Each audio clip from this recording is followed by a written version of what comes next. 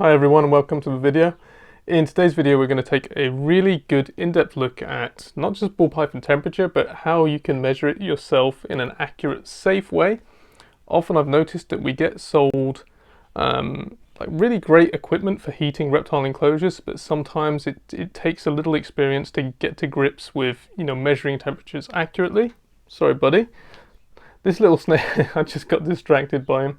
This little snake is my acid 100% het for clown and albino from last year, my little holdback. So later on in this video, I'm going to talk about it first, maybe, I guess for a few minutes, but later on we're going to go and look at his house and see how I accurately measure his temperature and that of his little friends. But first of all, I kind of want to get through the real reasons, well, all the reasons why temperature is important for snakes like ball pythons, and kind of explain it in depth more than just the explanation that we often get is that they're ectothermic, which they aren't really. The people say they're cold-blooded, but they're really what I would call poikilothermic, I guess. So they move around, they use exogenous heat, so heat sources like the sun or rocks or the earth, to heat themselves, and they move around to achieve the temperature they want. Which means in an enclosure they need a nice warm spot to sleep on and a cooler area as well that they can access. So the first reason why it's important is obviously digestion, right? If they run on heat, all their digestive processes run on heat. And I guess really, probably as far as appetite goes, if they're too cool, they'll probably just go off food anyway.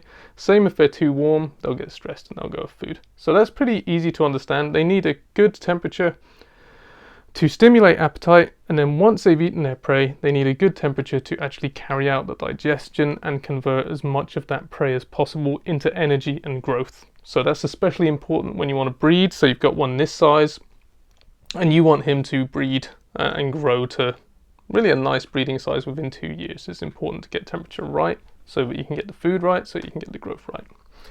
So now we've covered growth and digestion all in one really. The next thing is the immune system. Obviously their immune system runs on heat as well. So if it is too cold, everyone knows, well, everyone will tell you, every breeder will tell you, if you've got a really cold snake room for a long time, you'll end up with respiratory infections. It can also contribute to scale rot. That's kind of it, but respiratory infections in of themselves are really, really serious. A snake this size, it would move really fast, so as soon as you noticed it, you'd have to get treatment quickly and it would need antibiotics. So the immune system is kind of a big one, and also what concerns a lot of people now who get into the hobby, kind of like myself, and they want to breed, they want to do just a few clutches or even become a proper breeder, and they want to know how temperature affects breeding these animals. Obviously these snakes don't brumate, no one cools them anymore because, there's just no need, it doesn't do much. But they need what I would call a comfortable temperature to breed. And what I have found with ball pythons is that at roughly 88, 89 Fahrenheit, not sure what that is in Celsius, but I'll put a little pop-up to tell you, they breed well, they eat well, and they seem pretty content. So you do not want temperatures going too high or too low, because once again, this is kind of what I'm trying to drive home, is that just temperature will affect everything, basically. And if you're trying to breed, oh, he's really strong, this guy already. If you're trying to breed, then it will affect your breeding efforts as well. So what is the ideal temperature for a ball python? This is something that people debate a little bit, but for the last, I guess, 25 or 26 years now I've been keeping them. I keep them at 89 Fahrenheit in the warm side. It can go up to 90, 91, that's totally fine. And I let the cool side get down to about 85 Fahrenheit. At these temperatures, they tend to thermoregulate well, they breed well, they feed well, and they just seem generally happy. And I've actually got one snake who's 15 years old now and he's never had an illness of any kind. And that's at these temperatures. So, experience is a good thing to go by. What is slightly more controversial with a lot of people now is the ideal nighttime temperature. So at night, obviously things cool down, and a lot of people who say, you know, you should only heat them with heat lamps during the day, etc., say, well, at night they don't need any heat. And I think this is kind of a misconception. I think that in the wild, often you find them deep in rodent burrows and other retreats like that. And I think that in the night, what would really happen out there would be these areas would, of course, stay warmer with the heat that they've acquired from the day. Below the surface, the heat would still be retained. So if they did go out and they got cool at night, say it's only 80 degrees outside, they would simply go back into their burrow or whatever, wherever they're hiding, warm up for half an hour and then go back. So that is where I believe that nighttime heat comes in for these snakes. So there's nothing wrong with using heat lamps to heat them during the day, but if you do, you should be providing some kind of heat at night as well to make sure they are happy and healthy, but also to make sure that they're comfortable during the nighttime, which is their peak activity period, because they are nocturnal and sometimes a bit crepuscular as well. So that is really important, and I really don't like it when I see a lot of people say, well, even if your house goes down to 70 degrees at night, it's fine to have no heating on for them. I know it's a business model, but it's not one that I agree with. So now we've got past all of that, I would like to go over to the snake room. I'm trying to keep this guy on camera, but he's quite wriggly. He's not as moody as his dad, so that's something. But I want to go over to the snake room, have a look at this guy's house, and have a look at some other temperature equipment, and just explain how I use it, and explain how that you can use it to safely get those temperatures correct and maintain them.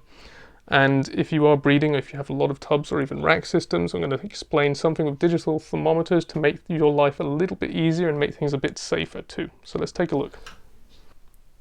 Right, so here we've got the basic equipment you're going to need to measure the temperature in your ball python's enclosure. And we're going to go through it one by one, and I'm going to kind of tell you how to use it correctly and actually what you can get rid of out of this.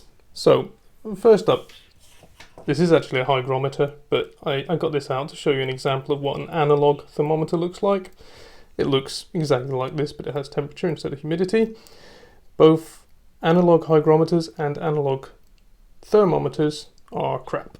So they give you a kind of range to look at, but I would not ever rely on this to record the temperature of your snake in its enclosure. So we're going to take this and we're going to discard it. In fact, the reason I only had a hygrometer was because I literally haven't used an analog thermometer in years. So the second piece of equipment, before we get too far into this, to actually regulate the temperature that you're going to need, I'm just going to have to turn the camera a bit because I'm in an awkward room here, is a thermostat. I can't really move this one around too much because it's plugged in right now, but you can see this is a pulse proportional thermostat, so I'm using this with heat mats. You can use pulse proportional with heat mats, I think kind of like Repti radiators and stuff like that. I can't remember what they call them now. High output heat mats as well, and you can use it with ceramic heat emitters. So anything that's kind of warms up and cools down, you can use it with. When it comes to a type of heat lamp or any kind of light bulb, you must use a dimming thermostat instead. And you also must make sure that you don't exceed the wattage with your total number of things plugged into it. The only other kind of thermostat available is the on-off thermostat, which people often call mat stats, and they are safe. They will keep your animal safe, but they have a greater kind of range of temperatures that they go between. So they might go from 85 and then switch on. They'll go down to 85, switch on, go up to 89, switch off again, back to 85 or 86, and then back to 88, etc. That's not excellent, but it's okay. So back to the rest of the stuff that I use. Probably going to drop that off the table in a minute. The next thing, this is a infrared thermometer gun. They're cheap these days. I bought this off of probably eBay, if I'm honest, or Amazon. I can't really remember. But if you use this, pull the trigger. The laser, where it lands, will give you a reasonably accurate temperature for that surface. So if you want to measure absolutely the precise temperature of a basking spot, for example, or or the cool end or anything in the enclosure, or actually just snake itself, that is going to be the best way. It's safe and it's very, very accurate, and you can just point it. And I mean, I think this is kind of a must if you have several enclosures. It's a good idea to, you know, take your snake out of its hiding place and use this on the substrate below where your snake is sitting. Remember, often the heat that gets to it, even if we don't provide belly heat, the heat that gets to it when it's hiding is often through its belly, right? So that's kind of a strange way of saying it, but that's a necessity. Finally, last but certainly not least, we've got a digital thermometer with a probe. This one has actually been hanging off my radiator lately because I heat the whole room in here usually, so that's filthy. But it's got a probe on a cable, and that probe, it can be hanging in midair in the cool end or the warm end, at least I'd say 4 inches away from the walls and reasonably close to the floor of the enclosure, and that will give you a good temperature gauge for that enclosure. But I also have another use for this, and I'm going to show you this now, and I'll show you kind of my top tip for when you've got lots of tub setups, if you do go into breeding, or you've got tub setups and they're in a rack system. So let me grab out an enclosure here, and you can see actually what I'm really doing behind the scenes. This guy is hungry. He's hungry, but hopefully he won't bite me. Anyway, I'm moving the camera as I go because I'm not very professional with this yet. But you can see he's looking pretty happy, pretty chirpy. He's in a nice big tub setup. He's got a couple of hides. It's kind of hard to see. There we go. If I lift up, that's a bit better. And what you can't see is this digital thermometer. Where is it? On the front. It's saying 86.5 Fahrenheit. And what is that in Celsius? 29.7 Celsius. So, okay, you think, well, that's giving me the temperature, but it kind of is right now because he's not sat on the warm spot. But this is never going to give you a digital thermometer placed like this. I'll show you where I've placed it. It's literally, oh, he's peed in there already, amazing. It's literally under here, under his favorite warm place, hiding place. So that's on the warm spot right there. So if he goes and sits on this, it's going to show a few degrees cooler. If the thermostat's just turned on, it might show a few degrees warmer. And it is very unlikely that that gives you an accurate temperature. So why would I bother putting them on there? Basically, when I've got a tub set up like this, in a rack full of tubs, there's a heat mat going across each layer. So I take the old digital thermometers and I put one thermometer at the front of one tub from each layer. So when I walk into the room, I've got a way of quickly seeing the temperatures at a glance. They're not correct temperatures. There'll be a few degrees off if a snake has been cool and it's gone and sat on it. But what this does is it automatically tells you straight away if you have a heat pad that's malfunctioning that could burn your snake, or it's got too old or something, or one that's not working if it's too cool. And you can just look at all the temperatures and you know if they're all within kind of a nice range, you know your snakes are safe. And that stops you always having to pull out each one and checking with the infrared thermometer gun. This is always necessary, but for safety's sake, I feel that if you've got lots of electronic equipment in your house, in your bedroom or spare room or whatever, I think it's good to have a quick way to, at a glance, make sure everyone is safe. So there you go. Let's go back to the other room and finish the video. So there you have it. There is a bit of a choice in the equipment you can use to measure temperatures. But I'm hoping that by showing you what I do and what's worked for me for a long time, you can kind of safely keep an eye on things yourself. This guy has been pretty good for this video. Obviously, I did do a short video on this topic before on the channel, and I just realized it wasn't in depth enough, so I thought I'd go back, do it again. So if you have found this video helpful, please do let me know. But also, if you have other top tips for people that would help them, or even if there's other video topics you'd like to see me cover, please do get in touch.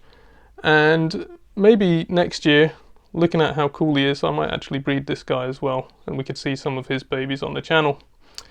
Yeah. Alright. Anyway, thank you for watching. Please do like and subscribe, and I'm going to try and get up another video in a week or two. Cheers.